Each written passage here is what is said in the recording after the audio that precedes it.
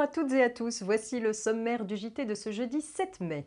Taxe sur les objets précieux, clause de non-concurrence et artisans coiffeurs. Et on ouvre donc ce JT avec un point sur la taxe sur les objets précieux. Les ventes et les exportations définitives d'objets précieux réalisées depuis le 1er janvier 2014 sont soumises à une taxe forfaitaire dont le taux est de 10% pour les métaux précieux et de 6% pour les bijoux, les objets d'art, de collection ou d'antiquité.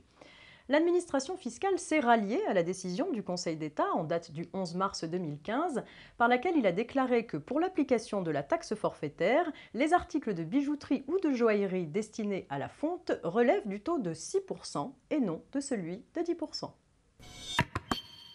L'employeur peut-il renoncer au respect d'une clause de non-concurrence par le salarié en cours d'exécution de son contrat de travail ?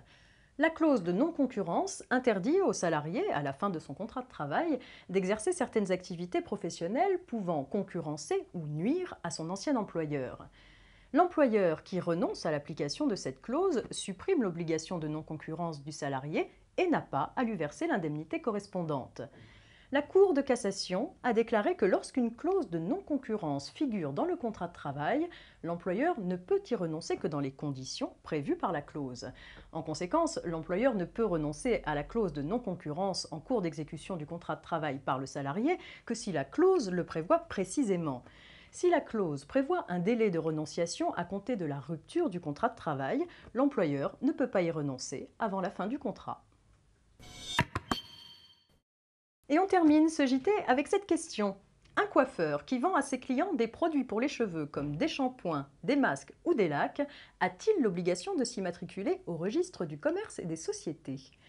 L'artisan coiffeur est inscrit au répertoire des métiers au titre de son activité artisanale. Lorsqu'il achète des produits capillaires pour les revendre à ses clients à l'occasion de ses prestations de services de coiffure, il n'exerce pas une activité commerciale. Il n'est donc pas tenu de s'immatriculer au RCS.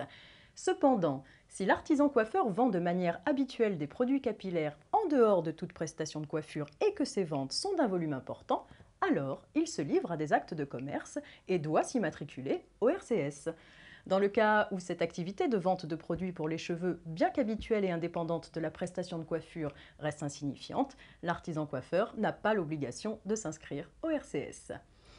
C'est la fin de cette édition. Cette semaine encore, le vendredi est férié, donc pas de JT demain. Je vous retrouve donc lundi et d'ici là, je vous souhaite un excellent week-end à tous.